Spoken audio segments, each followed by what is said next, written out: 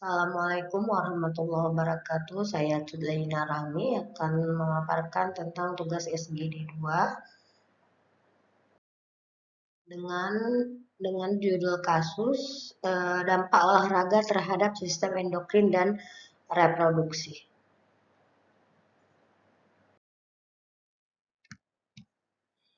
Kasus dan pemicu klinisnya ini pada wanita atlet yang melakukan latihan lari jarak jauh selama 3-4 jam per hari. Kemudian mengalami siklus menstruasi tidak teratur amenor 3 bulan terakhir. Pada pemeriksaan laboratorium didapatkan FSH, LH, estrogen rendah, kemudian kortisolnya meningkat, T3, T4-nya menurun, dan prolaktinnya normal. Juga mengalami nyeri tulang kering dan berat badan turun. Hipotesis sementara dari kasus ini adalah female athlete triad.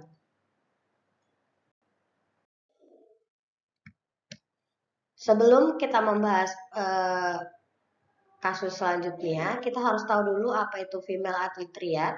Ini adalah suatu kondisi medis yang ditandai dari 3 komponen yang saling berhubungan. Nah, di sini ada low energy availability atau disingkat dengan LEA. Ini adalah suatu kondisi di mana defisit energi.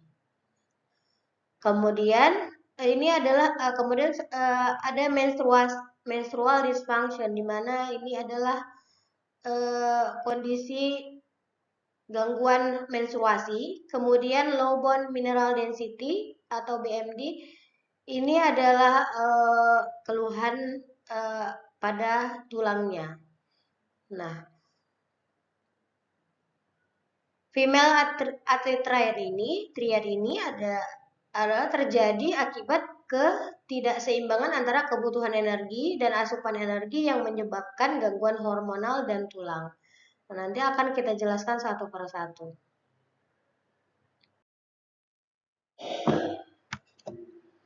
Dari kasus yang sudah kita bacakan sebelumnya, maka ada menimbulkan learning issue.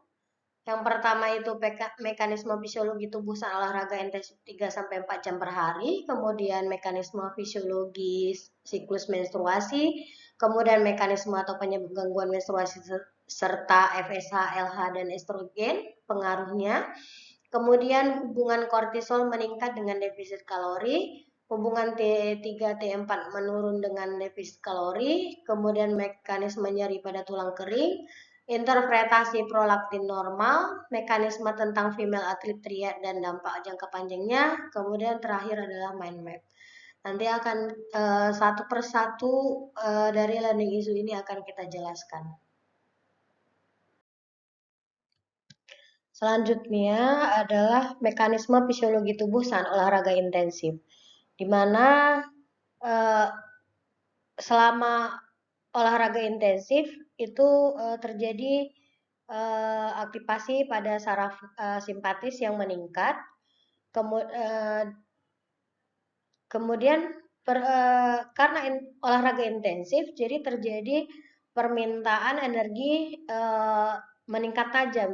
Jadi energinya itu yang dibutuhkan lebih, sehingga ATP itu digunakan untuk kontraksi.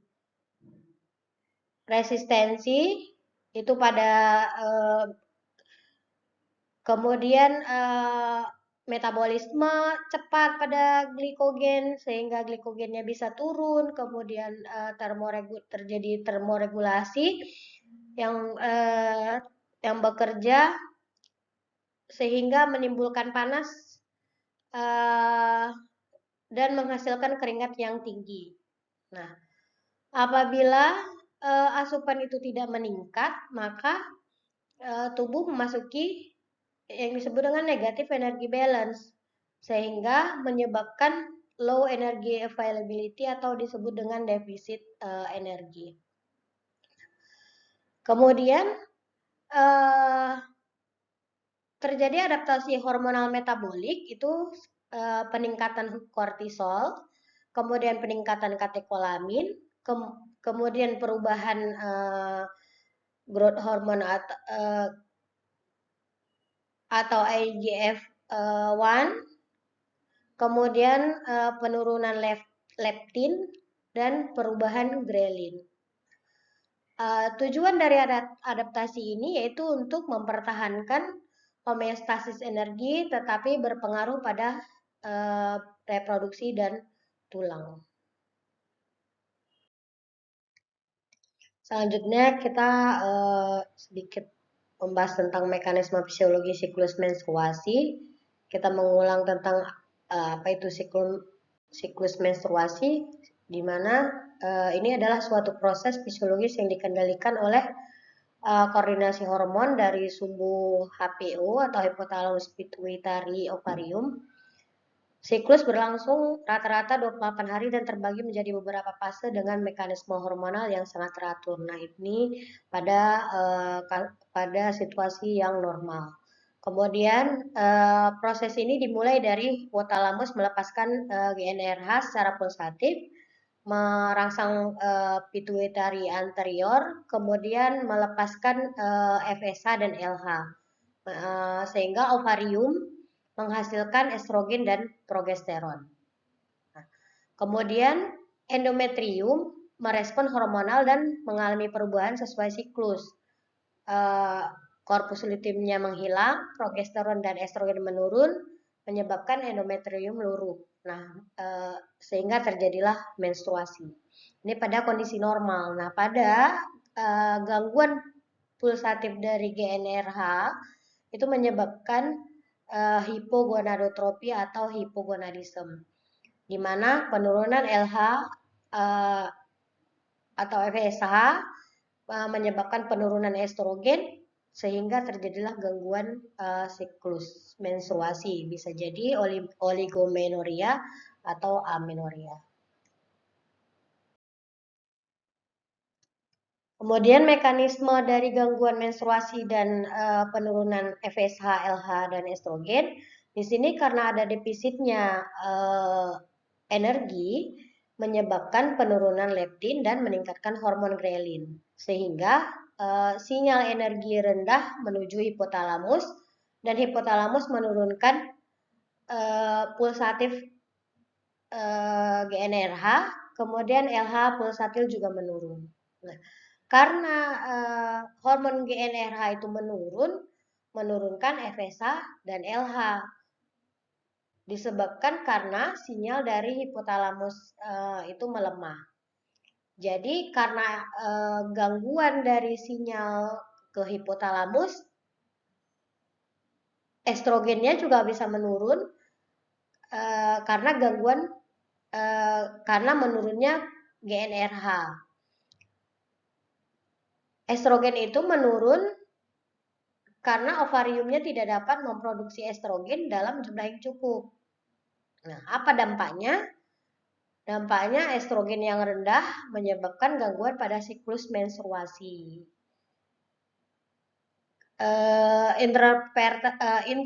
Interpretasi labnya, FSH menurun, pada kasus ini LH menurun dan estrogen menurun.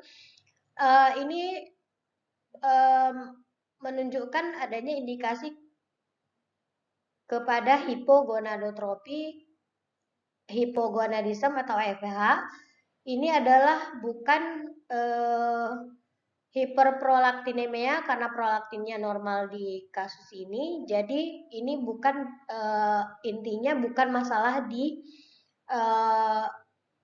ovariumnya itu sendiri. Namun masalah ini terjadi karena gangguan dari hipotalamus. Dari sinyal gangguan dari sinyal di hipotalamus dan karena hormonnya yang GnRH itu menurun. Ini mendukung diagnosis gangguan reproduksi yang disebabkan oleh rendahnya ketersediaan energi. Selanjutnya, hubungan kortisol meningkat dengan defisit kalori. Nah, pada saat defisit energi itu terjadi aktivasi HPA aksis. Selanjutnya terjadilah peningkatan CRH, ACTH dan kortisol. Kortisol ini adalah suatu hormon yang dilepaskan oleh kelenjar adrenal. Dia sebagai bagian dari respon stres tubuh. Nah, di sini karena situasi stres itu bisa bahkan si hormon ini menunjukkan suatu respon seperti kelaparan. Nah, meskipun defisit tersebut disebabkan oleh olahraga. Kemudian di sini terjadi karena kortisol meningkat itu terjadi defisit kalori yang mengarah kepada katabolik, yaitu pemecahan. Nah, di sini karena kortisol meningkat itu terjadi menekan reproduksi, terjadi gangguan atau menekan pelepasan hormon GnRH di hipotalamus. Maka terjadilah gangguan menstruasi. Kemudian bisa merusak tulang karena kortisol ini meningkat secara kronis, dia menyebabkan gangguan reabsorpsi tulang. Nah, kemudian menghambat aktivitas osteoblas. Nah, maka memperburuk kepadatan tulang, sehingga tulang itu bisa rusak atau gangguan. Nah, jadi kortisol yang meningkat menandakan tubuh mengalami krisis energi. Nah, peningkatan kortisol itu berfungsi untuk mencari dan menyediakan energi darurat. Efek sampingnya yaitu seperti kita jelaskan tadi itu adalah peningkatan pemecahan otot dan jaringan serta penekanan sistem reproduksi dan tulang. Selanjutnya hubungan T3-T4 menurun dengan defisit kalori. Di sini saat defisit kalori itu hipotalamus mendeteksi kurangnya energi sehingga terjadi aktivasi HPA aksis itu sistem stresnya itu aktif, tubuh mencoba mengurangi pembakaran energi. Nah, pada LEA atau defisit energi itu terjadi downregulasi metabolik. Nah, di mana konversi T4 menjadi T3 itu menurun. Jadi T3 serum itu jadi menurun. Nah, untuk menghemat energinya. Nah, di sini TSH-nya sering normal. Kemudian penurunan T3 ini membantu mengurangi laju metabolik basal, tetapi juga mengindikasi respon adaptif terhadap kekurangan energi. Pada kasus ini, T3-T4-nya menurun. Nah, ini menunjukkan ada adaptasi metabolik akibat LEE atau defisit energi.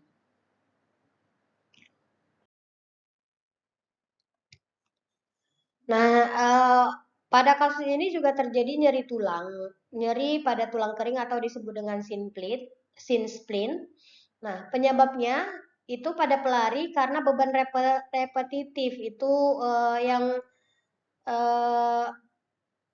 berturut-turut ya menyebabkan mikrotrauma pada periosteum, tibia dan otot tendon yang menempel sehingga menimbulkan respon inflamasi dan nyeri. Nah, faktor resikonya kenapa?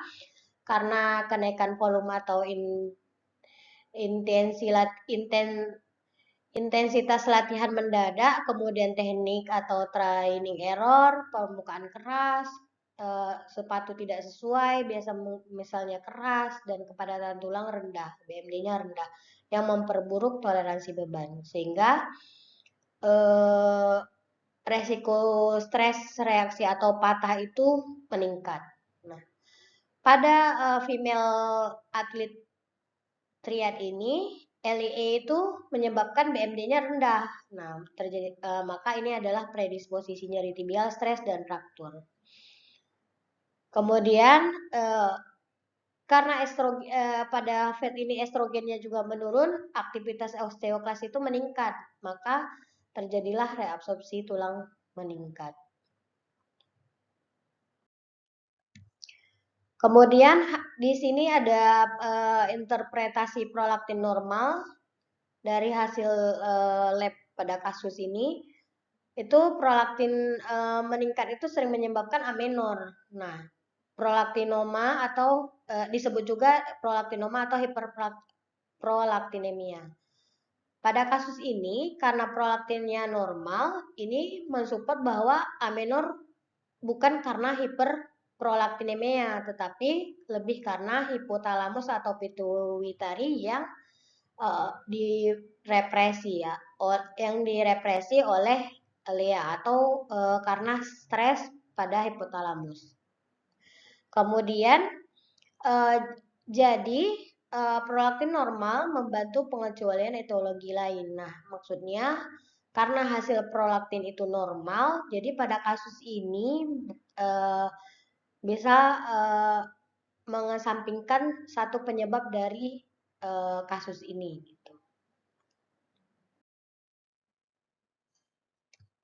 Dari keseluruhan hasil lab yang telah diperiksa, maka di sini FSH menurun, LH menurun, estrogen menurun itu merupakan gangguan hipotalamus.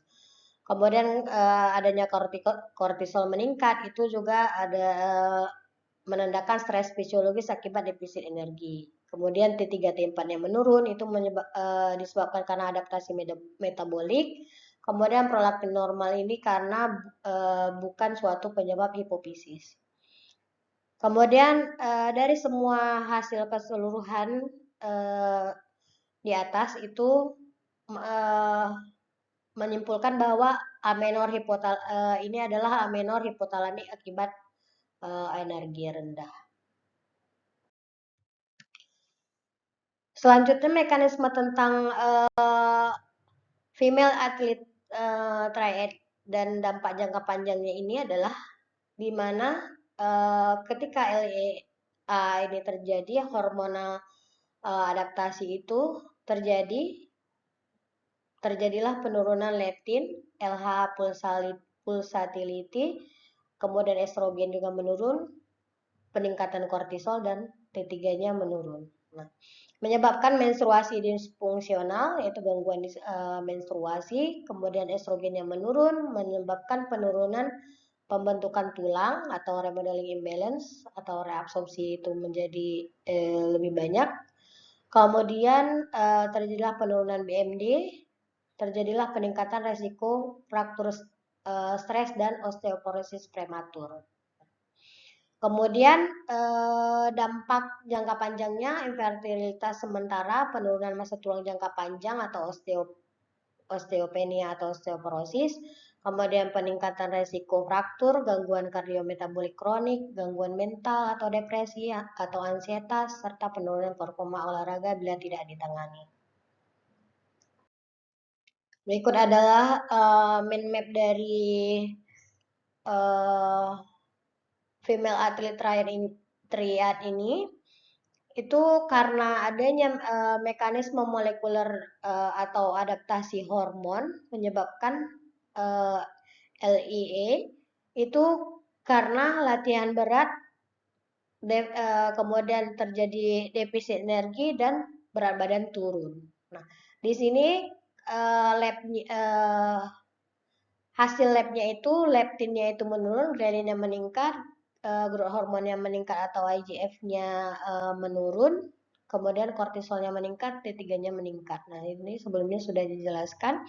Kemudian terjadinya low bone mineral density itu juga kalau labnya itu terjadi penurunan estrogen, IGF-1 juga menurun, kortisol juga menurun, kortisol meningkat, T3-nya menurun. Nah, yang terjadi itu reabsorpsi tulang meningkat, aktivitas osteoblas menurun, dan resiko struktur stres meningkat. Kemudian karena pada kasus ini juga terjadi menstruasi disfungsional itu terjadi gangguan GnRH, yaitu menurun, FSH-LH menurun, dan estrogen menurun, terjadi bisa menyebabkan oligomenor dan atau amenorrhea.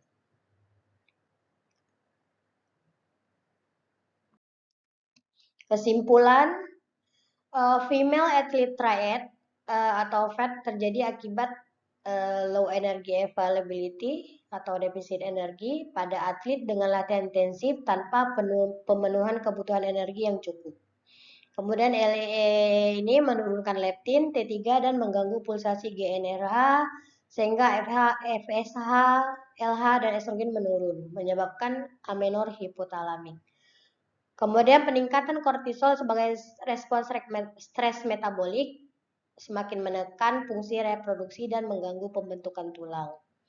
Penurunan estrogen menyebabkan bone mineral density menurun, memicu nyeri tibia, stress reaction, dan risiko fraktur.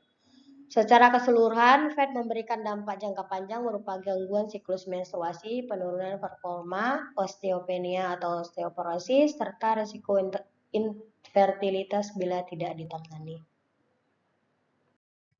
Berikut adalah referensi yang saya dapatkan. Terima kasih saya ucapkan, mohon maaf bila ada banyak kesalahan. Assalamualaikum warahmatullahi wabarakatuh.